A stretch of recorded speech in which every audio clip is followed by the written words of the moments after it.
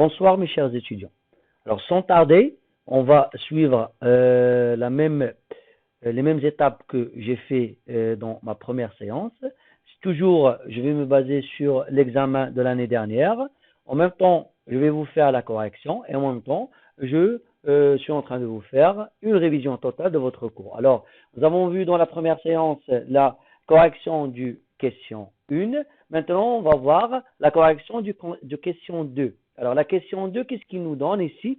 Il nous donne tout simplement la fonction qui est log de x moins x.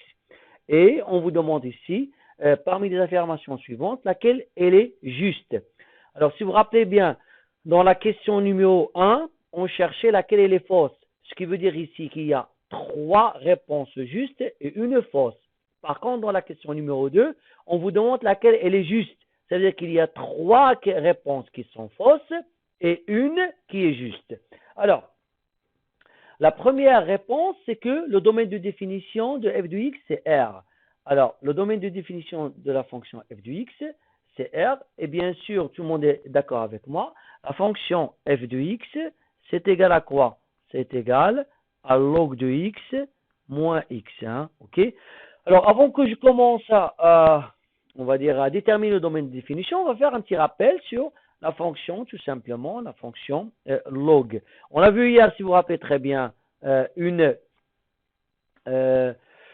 révision de la fonction exponentielle. Alors, tout le monde doit savoir que la fonction logarithme, c'est l'inverse de la fonction exponentielle. Et n'oublions pas aussi que la fonction logarithme, c'était la fonction des départs, c'est-à-dire c'est elle qu'on a trouvée au départ, et la personne qui l'a trouvée, c'est bien sûr le grand savant arabe qui s'appelle Al-Khawarizmi. C'est lui qui a trouvé la fonction logarithme. Et après, on a trouvé la fonction inverse qu'on appelait la fonction exponentielle. Alors, Khawarizmi au départ, qu'est-ce qu'il voulait? Il voulait tout simplement, on va dire, simplifier le calcul du produit et on va dire, de la division. Il voulait trouver une fonction qui va nous simplifier le produit. Tout le monde est d'accord avec moi. Lorsqu'on veut multiplier 3 450 689 fois 2349, ça va vous prendre beaucoup de temps. Ok? Alors, il a dit, est-ce qu'il y a une fonction qui va nous aider à simplifier, on va dire, le produit. Alors, il a créé cette fonction-là, qui est la fonction logarithme, et la première propriété de la fonction logarithme, c'était quoi? Il va rendre le produit sous forme de quoi? D'une somme. Regardez. Tout le monde sait que log de A fois B, c'est quoi? C'est log de A plus quoi? Plus log de B. Donc, vous voyez, on a changé le produit à quoi? À une somme. Et la même chose, qu'est-ce qu'on a aussi? On a, tout simplement, la division. Log de A sur B est égal à quoi? Est égal à log de A moins log de B. Donc, vous voyez, on a changé la division en quoi? En soustraction. Donc, c'était ça l'objectif de la fonction logarithme. Hein. Et donc, lorsqu'on a créé cette fonction logarithme, au fur et à mesure, on a trouvé d'autres propriétés, on a trouvé la fonction inverse qui est l'exponentielle, et n'oublions pas que la fonction logarithme, c'est l'outil le plus utilisé dans presque tous les logiciels, on va dire, soit les logiciels de calcul, presque tous les logiciels, et on le trouve aussi dans la calculatrice. Hein. C'est-à-dire le fondement de la calculatrice, c'est que la calculatrice ne sait pas comment calculer le produit et ne sait pas comment calculer la fraction.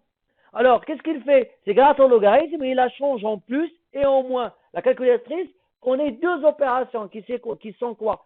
L'opération somme et l'opération soustraction. Donc, vous voyez que la fonction logarithme, c'est vraiment une évolution par rapport à d'autres évolutions qu'a connues, on va dire, le monde. Ok?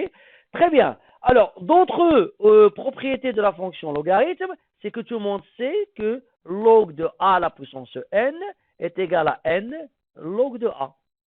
Ok, hein? Alors, ça c'est facile, hein? Petite démonstration. Si vous voulez faire log de A au carré, en fait, c'est log de quoi? De A fois A.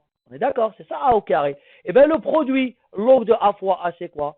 C'est log de A plus log de A, qui nous donne tout simplement 2 log de A. Vous voyez? Très bien. Ça, c'est d'une part. Alors, qu'est-ce qu'on sait aussi sur la fonction logarithme? Alors, la fonction logarithme, ben, bien sûr, il vérifie des limites.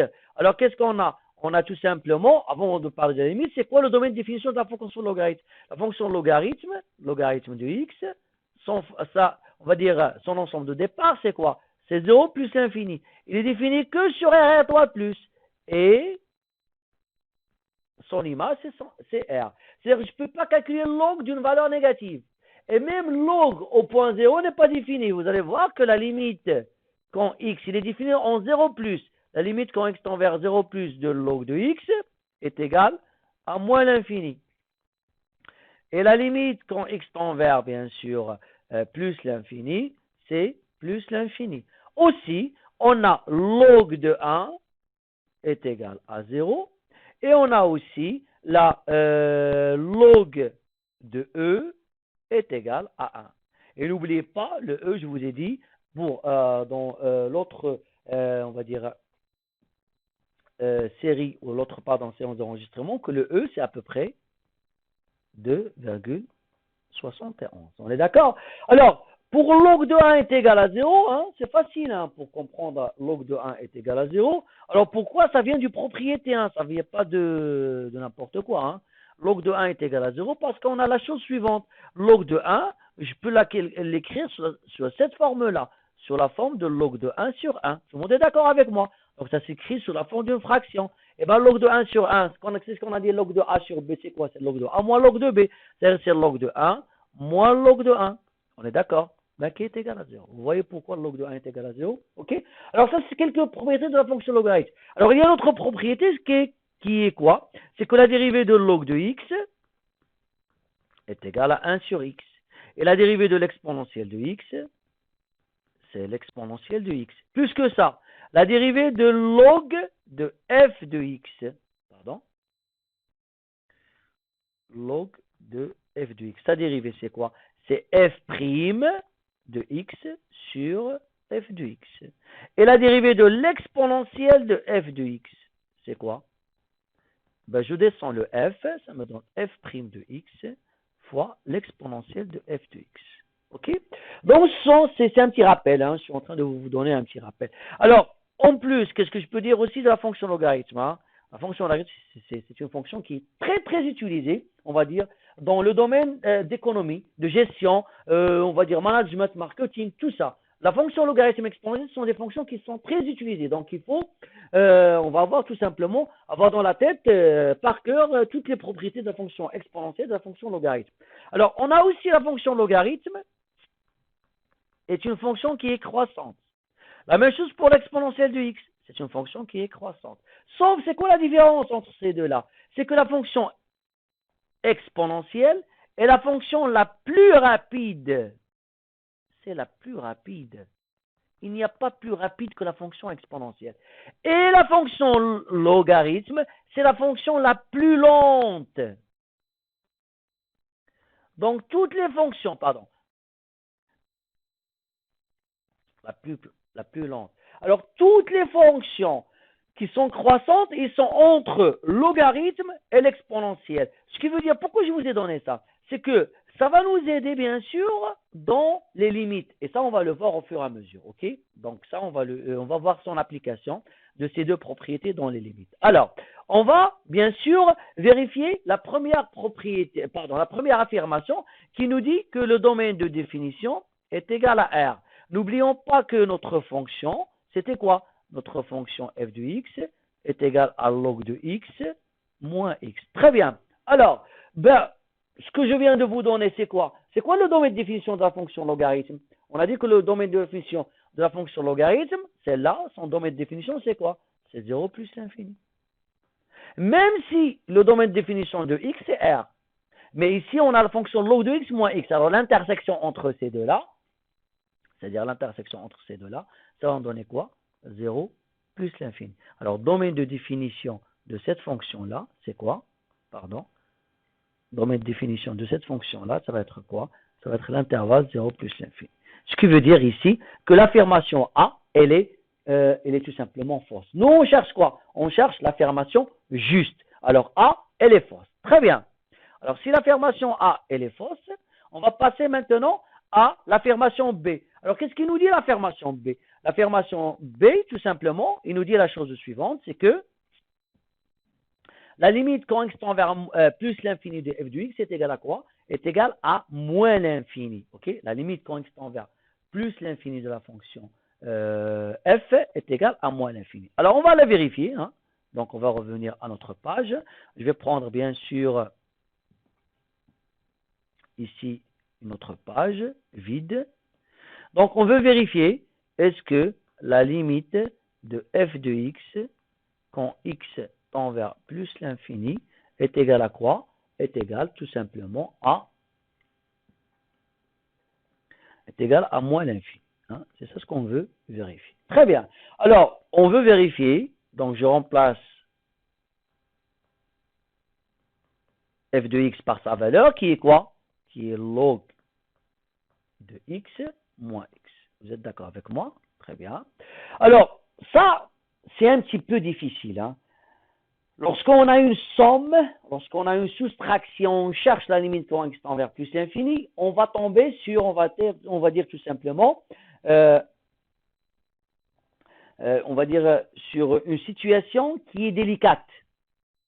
C'est quoi la situation délicate? Regardez. Si je remplace x par plus l'infini ici, si je le remplace, c'est-à-dire lorsque x tend vers plus l'infini, je le remplace.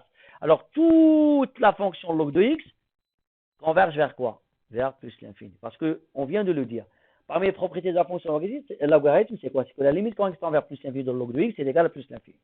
La même chose, lorsque x tend vers plus l'infini, x tend vers plus l'infini. Sauf ici, il y a plus l'infini avec le moins. Ça devient quoi? Ça devient moins l'infini. Alors, qu'est-ce qu'on va avoir ici? On va avoir plus l'infini, moins l'infini. Alors,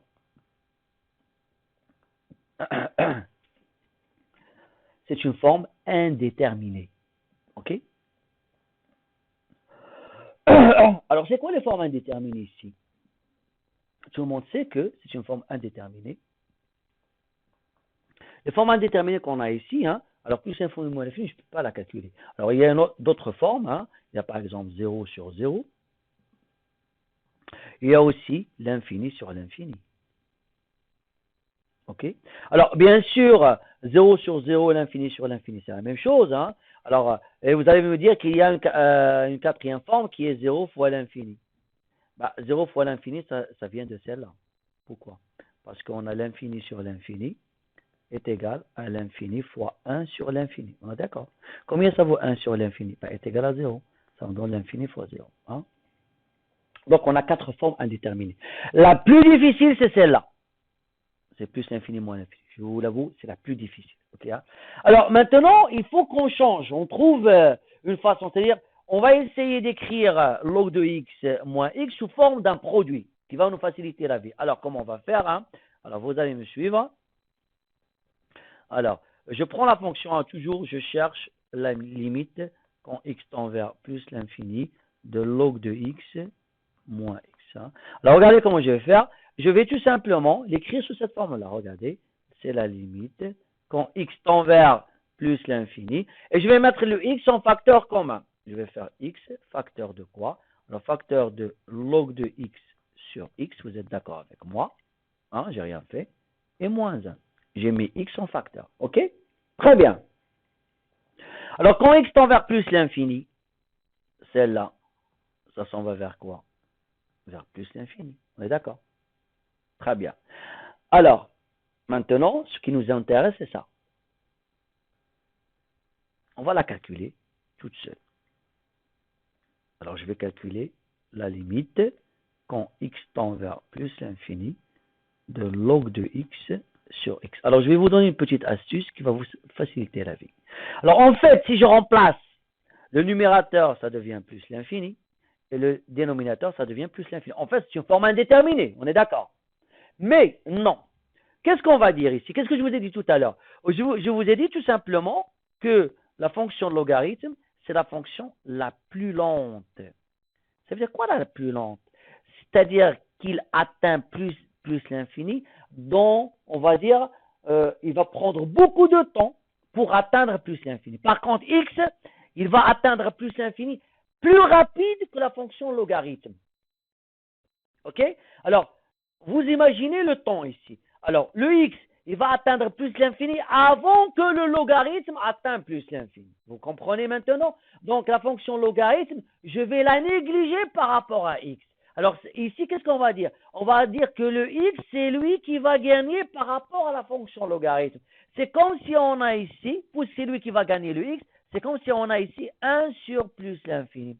C'est-à-dire le x va atteindre plus l'infini et le log, il est toujours dans des valeurs qui sont, on va dire, finies. Le x atteint l'infini et le log, il est toujours dans des valeurs finies. C'est-à-dire c'est comme une constante sur plus l'infini. Et bien une constante sur plus l'infini est égale à combien? Est égale à 0. Vous comprenez? Ici, c'est le x qui va gagner. Et le log sera négligé par rapport à l'exponentielle. Hein? Le log sera négligé par rapport à l'exponentielle. Alors, dans ce cas-là, on va avoir la limite quand x tend vers plus l'infini de log de x sur x est égal à combien? Tout ça est égal à combien? Est égal à 0. Et bien ici, le x tend vers plus l'infini. Et ici, on a, ça c'est 0. 0 moins 1, c'est moins 1. Moins 1 fois plus l'infini est égal à combien? Est égal à moins l'infini. Donc, la limite,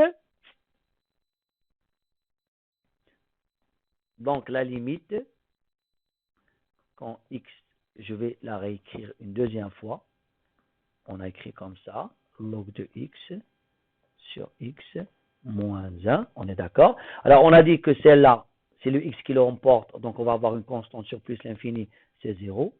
Et ici, c'est l'infini. Et bien, l'infini fois 0 moins 1, c'est-à-dire c'est l'infini multiplié par moins 1, qui est égal à quoi? Qui est égal à moins l'infini. Alors, ça veut dire ici quoi? Ça veut dire tout simplement que c'est la réponse B. La réponse B, elle est comment? Elle est juste. Ok? Et nous, qu'est-ce qu'on cherche? On cherche la réponse juste. Alors, vous pouvez ici vous arrêter, hein, on est d'accord? Vous pouvez vous arrêter ici. Hein. C'est pas la peine que vous, on va dire, vous vérifiez est-ce que la réponse C ou la réponse D est juste. Parce que vous sachiez, qu'il existe une seule réponse. Soit elle est juste, soit elle est fausse. On est d'accord? Vous devez cocher sur une seule réponse. La réponse que vous devez cocher ici, bien sûr, c'est la réponse B. Mais nous ici, on n'est pas dans l'examen.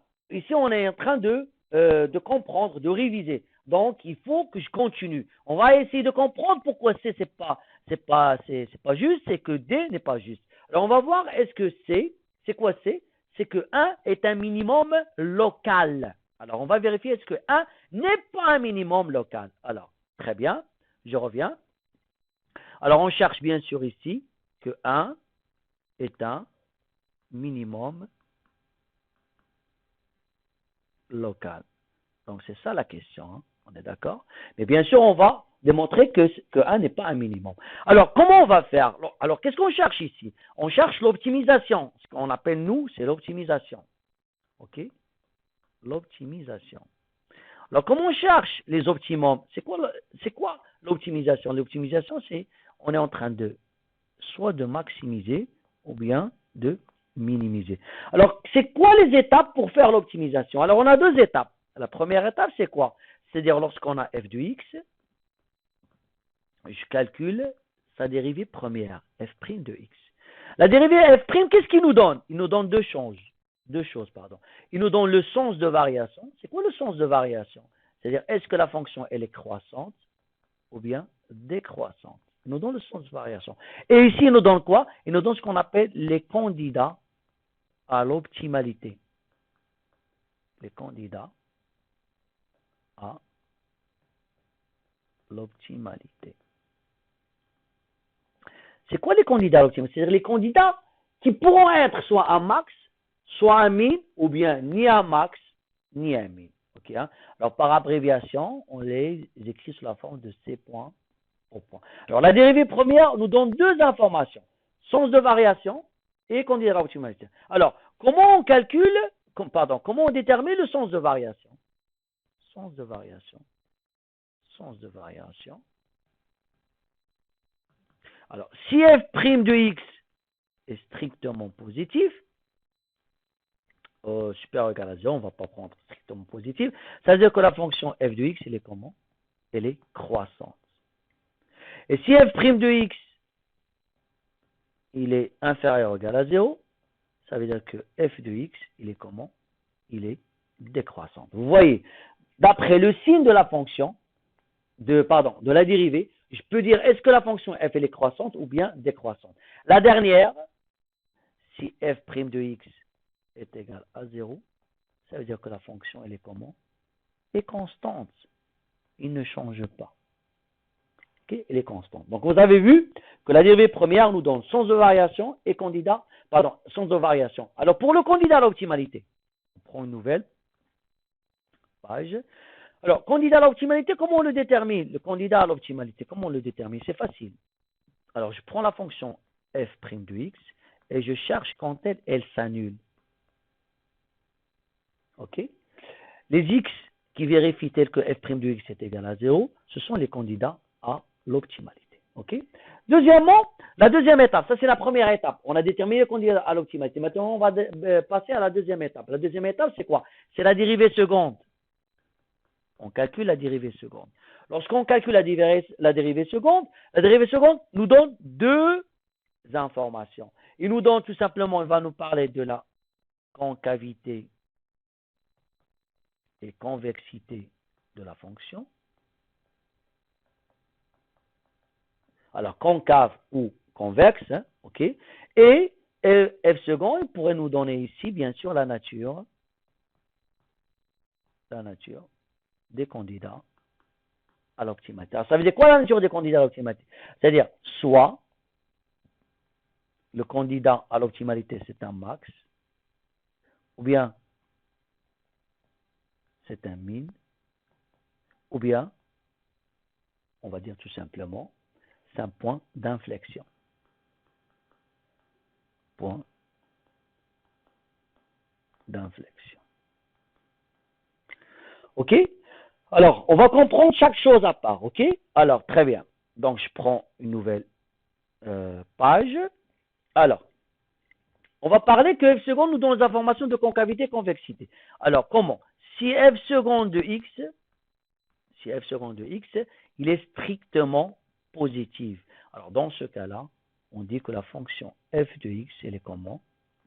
Est convexe. Alors, tout le monde sait c'est quoi convexe. Sa représentation, ça se fait de cette forme-là. Hein. C'est quoi convexe? Hein? C'est-à-dire que la fonction, elle va être comme ça. C'est ça convexe. Ça, c'est une fonction convexe. On est d'accord? Et donc, dans ce cas-là, le f second de x, il est comment? Il est strictement positif. Hein, vous comprenez? Alors, si f second de x, il est strictement positif, ça représente quoi ce point-là pour la fonction?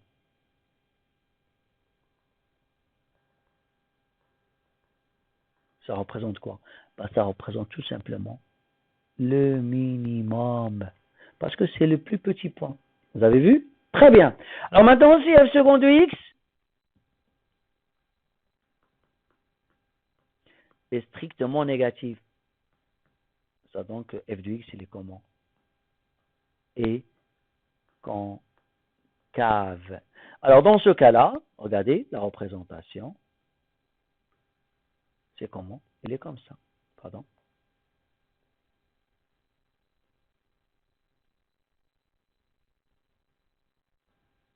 Ok? Il est comme ça.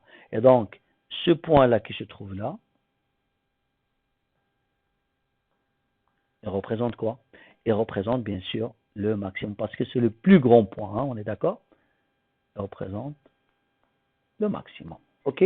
Donc vous voyez, ça dépend est-ce que la fonction elle est convexe ou elle est concave, qui va tout simplement nous déterminer la nature, bien sûr, de nos candidats à l'optimalité. Alors, on a vu quand sa fonction elle est concave, dépendant du signe de la fonction f second. Maintenant, la nature, bien sûr, si x0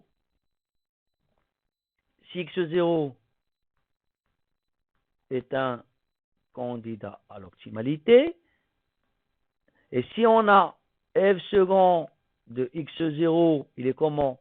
Strictement positif, ça implique que x0 est quoi? Est un minimum local. Alors pourquoi on dit minimum local? Parce qu'on peut avoir plusieurs minimums. Ok? Et donc, je ne peux pas savoir est-ce que c'est le minimum global. Ok? Donc, si f seconde de x0 est strictement négatif, on va dire que x0 est quoi? Est un maximum local. Et si f seconde de x0 est égal à 0, on va dire que x0 est un point d'inflexion. Alors, c'est quoi un point d'inflexion? C'est un point où la fonction dans la représentation graphique change de concave vers convexe ou de convexe vers concave. Alors, je vais vous donner la représentation. Hein. Alors, la voici. Alors, si vous avez une fonction qui fait comme ça, hein, regardez, qui fait comme ça. OK? Alors, ce point-là,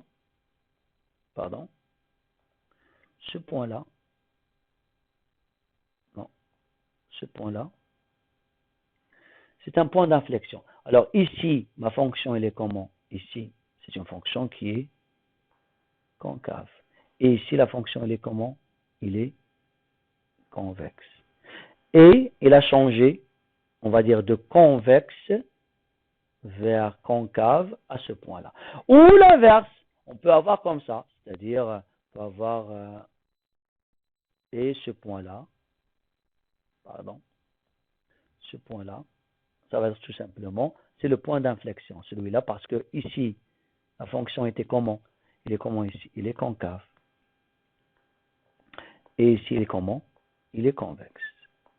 Ok? C'est pour ça qu'on appelle ce point-là par un point d'inflexion. Alors, j'espère que vous avez compris. Alors, je vais revenir maintenant à voir est-ce que 1 est bien sûr, est un minimum local. Alors, pour cela, je reviens à ma fonction f de x, qui est bien sûr log de x moins x. Première étape, si je vais calculer la dérivée. Alors, la dérivée, c'est quoi la dérivée de log de x? C'est simple. La dérivée de log de x moins la dérivée de x. La dérivée de log de x, c'est 1 sur x. Et la dérivée de x, c'est moins 1. Alors, qu'est-ce qu'on a dit? Pour déterminer le candidat à l'activité, je cherche quand est-ce que la dérivée première est égale à 0. Alors, je cherche. Ça va me donner 1 sur x est égal à 1. Si je ramène moins 1 de l'autre côté. Et OK, si je ramène le x ici, ça va me donner que 1 est égal à x. Très bien. Donc, x est égal à 1. Et bien, vous remarquez, n'oublions pas que le domaine de définition de la fonction f de x, ça, il ne faut pas l'oublier. Le domaine de définition de la fonction f de x, c'est 0 plus l'infini. OK, hein? Et bien sûr, le x est égal à 1 appartient à ce domaine de définition. Hein? Et on a x est égal à 1 appartient au domaine de définition. Alors, 1 est quoi? Est un candidat à l'optimalité. Hein? Alors, pour que 1 soit un minimum local ou bien un maximum local, il devrait être un candidat à l'optimalité. Supposons que je vous ai dit démontrer ou vérifier est-ce que 2 est un minimum local de la fonction. Si vous trouvez que 2 n'est pas un candidat à l'optimalité, ce n'est pas la peine que vous passiez à la deuxième étape. Ici, on est obligé de passer à la deuxième étape. Pourquoi? Parce qu'on a démontré que 1 est un candidat à l'optimalité. Alors maintenant, on va vérifier est-ce que ça s'agit d'un max, d'un min ou un point d'inflexion. Très bien. Donc, n'oublions pas aussi, alors on va passer à la deuxième étape. Alors, f' de x, on a trouvé combien? On a trouvé 1 sur x moins 1. Maintenant, on va calculer quoi? On va calculer f seconde de x. Alors, c'est quoi la dérivée de 1 sur x? La dérivée de 1 sur x, c'est moins 1 sur x au carré. Et la dérivée de 1, c'est combien? C'est 0. Donc, la dérivée de f seconde, c'est moins 1 sur x au carré. Alors, je calcule quoi ici? Je calcule f seconde de 1. Je remplace le x par 1. Mais si je remplace ce x par 1, je vais avoir moins 1 sur 1 au carré. 1 au carré, c'est 1. Donc, c'est moins 1 sur 1 qui est égal à quoi? À moins 1. Ça veut dire que f seconde de 1 est égal à moins 1. Ce n'est pas la valeur que je cherche, moi. Qu'est-ce que je cherche? Le signe. Il est comment? Strictement positif. Mais s'il est strictement positif, qu'est-ce qu'on a dit? 1, c'est quoi? Un max ou un min? Alors, on a dit si la dérivée seconde, elle est négative, il s'agit de quoi? C'est-à-dire que la fonction, elle est comment? La fonction, elle est concave. Alors, s'il est concave, le candidat à l'optimalité devient quoi, le 1? Le 1 est un maximum local. Est un maximum local. Alors, est-ce que c'est juste maintenant l'affirmation, on va dire l'affirmation C? Non, c'est pas juste l'affirmation. C'est parce que 1 n'est pas un minimum local, mais c'est un maximum local. Je passe maintenant à D. Alors, on va vérifier, on va pas vérifier, mais on va démontrer que l'affirmation D elle est fausse. Alors, D, qu'est-ce qu'il nous dit? Que la fonction elle est concave dans R. Alors, la fonction D elle est concave dans R. Alors, on va la vérifier. Qui n'est pas concave dans R. Alors, qu'est-ce qu'on a démontré ici? Alors, f de x, n'oublions pas que f de x, c'est quoi? F de x, c'est log de x moins x. On est d'accord? On calcule f' de x. On a trouvé que c'est 1 sur x. Pardon, j'ai commis une petite erreur, hein, on est d'accord? Alors ici, c'est moins x, on est d'accord? F' de x, on a dit c'est quoi? C'est 1 sur x moins 1. Et f second de x, c'est quoi? On a dit c'est égal à moins 1 sur x au carré. Alors c'est quoi le signe de f second de x? C'est pas la peine, c'est très simple. Pourquoi? Parce que le x au carré, quel que soit le x au carré, il est comment? Positif, avec moins qui est négatif. Donc f second de x est négatif. Alors si f second de x est négatif, ça veut dire que f de x est où? Il est comment? Il est concave. Mais il est concave dans où? Il est concave dans son domaine de définition. Dans son domaine de définition. C'est quoi le domaine de définition de la fonction f? Nous avons écrit tout à l'heure que le domaine de définition, c'est quoi? C'est 0 plus l'infini. Alors revenons à qu'est-ce que j'ai écrit moi? J'ai écrit que la fonction f, elle est concave dans où? Dans R. Est-ce que la fonction f, log de x moins x, elle est définie dans R? Non, elle n'est pas définie dans R. Alors, l'affirmation D, elle est fausse. Vous avez compris? Parce qu'il fallait que j'écrive que la fonction, elle est concave dans où? Elle est concave dans 0 plus l'infini dans son domaine de définition. Et ici, j'écris que la fonction, elle est concave dans R. Ce qui veut dire tout simplement que c'est faux. OK?